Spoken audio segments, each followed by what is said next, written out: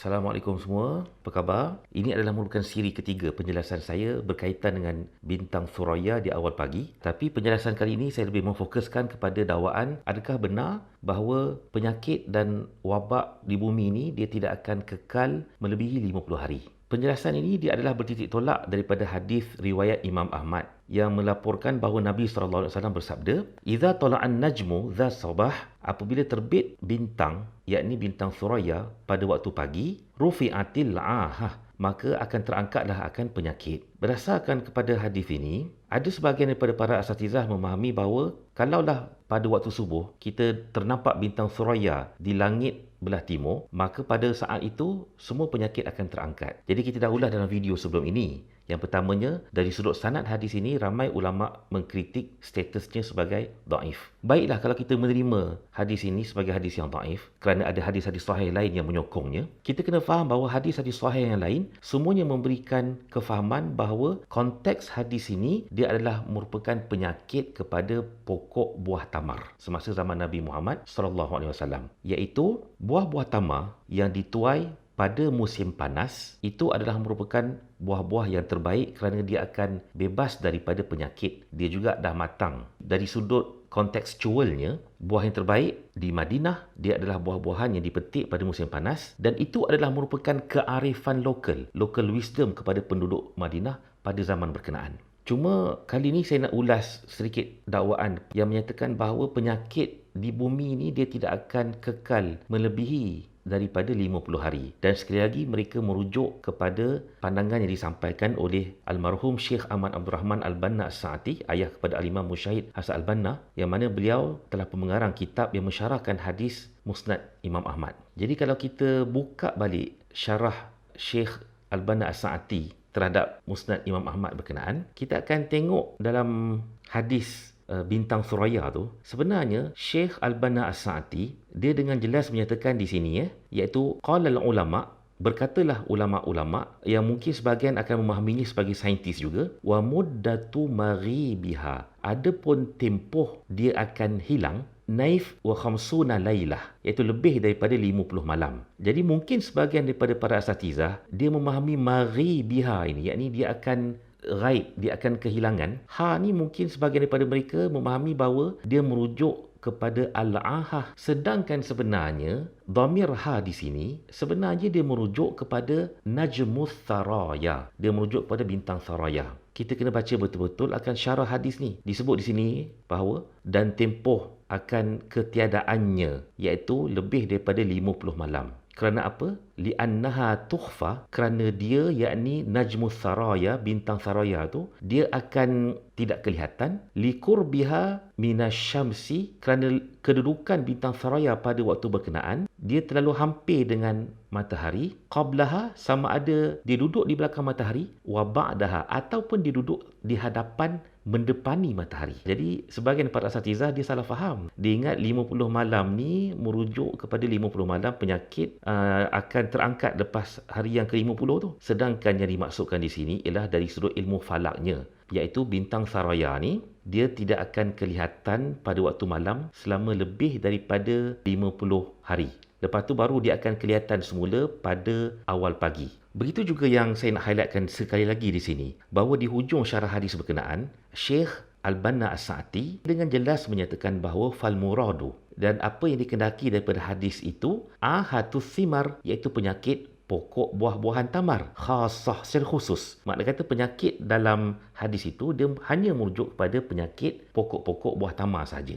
Di sini saya akan berkongsi sedikit asas ilmu falak sebelum kita nak membuat projection berkaitan dengan bintang Thuraya tadi. Pertamanya, ilmu falak ni dia adalah ilmu yang terpuji kerana Allah sebut kalimat falak ni 2 kali dalam Al-Quran. Yang dimaksudkan dengan falak adalah majral kawakib, yang ini orbit ataupun tempat laluan jasad samawi. Jadi secara asasnya, semua jasad samawi ini sifatnya dia akan terbit daripada ufuk timur dan kemudian dia akan terbenam di ufuk belah barat. Dan kita kena ingat juga bahawa waktu terbit dan waktu terbenam jasad samawi ini dia berbeza ikut setiap jasad samawi yang pelbagai lah. Sepanjang tahun dia berbeza. Ada yang sifatnya lebih perlahan daripada matahari dan ada sifatnya yang lebih laju mendepani matahari. Okay, jadi kalau kita tengok projection di sini, ini adalah merupakan kedudukan bintang Saroya, bintang Pleiades, yang saya akan pastikan bintang Pleiades ni lokasinya akan berada di tengah-tengah skrin pada 13 April jam 6.42 petang, sebelum maghrib lah ni.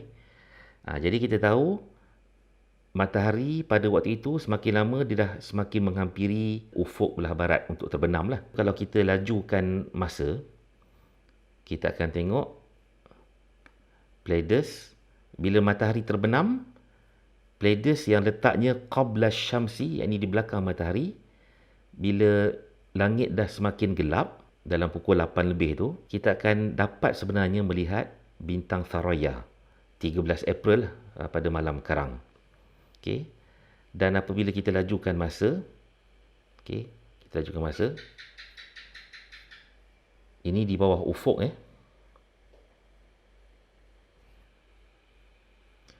apabila matahari nak mula terbit. Ini pada waktu subuh lah. Subuh.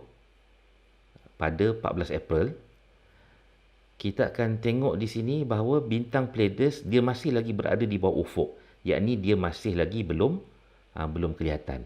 Jadi yang kita tengok tadi dia punya pergerakan, laluan pergerakannya itulah yang dipanggil sebagai falak. Yakni majral kawakib. Okey, jadi itu sifat semua jasad samawi ni. Lalu apabila bintang Pleiades ni terbit pada waktu siang di belakang matahari, memang of course lah pada waktu siang dia tidak akan kelihatan. Kita tengok pula pada awal bulan Mei, pasal ada yang kata insya-Allah awal bulan Mei penyakit COVID-19 ni akan selesai. Pada awal bulan Mei, Pleiades masih lagi berada di belakang matahari qabla syamsi. Lalu kalau kita lajukan masa, apabila matahari terbenam waktu maghrib dekat kanak isyak tu, Pleiades masih lagi boleh kelihatan pada waktu malam, tapi berada dekat dengan ufuk belah barat lah. Mungkin sukar juga nak tengok tu. Okay. Cuma kalau kita lajukan masa, kita akan tengok di sini pada waktu subuh nanti. Okay, menjelang waktu subuh, Pleiades masih lagi berada di belakang matahari. Jadi pastinya kita pada awal pagi takkan dapat lagi melihat bintang Saroya berkenaan. Okey, bagaimana pula kalau kita pergi pada 15 Mei?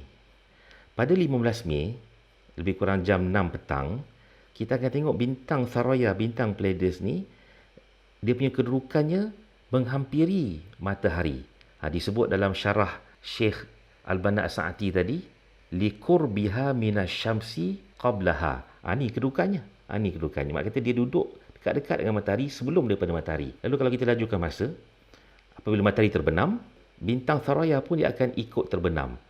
Inilah yang dimaksudkan oleh Syekh Al-Banna As-Sa'ati tadi, bahawa bintang Saroya tu dia akan tidak kelihatan di langit malam melebihi daripada 50 hari.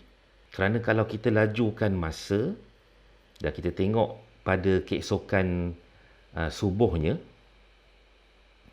kita tengok matahari masih lagi berada di hadapan. Pleiades masih lagi berada di sebelum matahari, qabla syamsi. Tengok pada waktu subuh, pastinya kita tidak akan dapat lagi melihat bintang Saroya pada waktu subuh. Tetapi kalau kita tukar tarikh pada 31 Mei, pada 31 Mei, kalau kita tengok di sini, bintang Saroya ni dia telah pun berada ba'da syamsi di langit barat. Ini pukul 6 petang, 6.30 petang. Sepanjang malam tidak akan kelihatan akan bintang Saroya tadi kerana dia telah pun tenggelam di ufuk di kaki langit.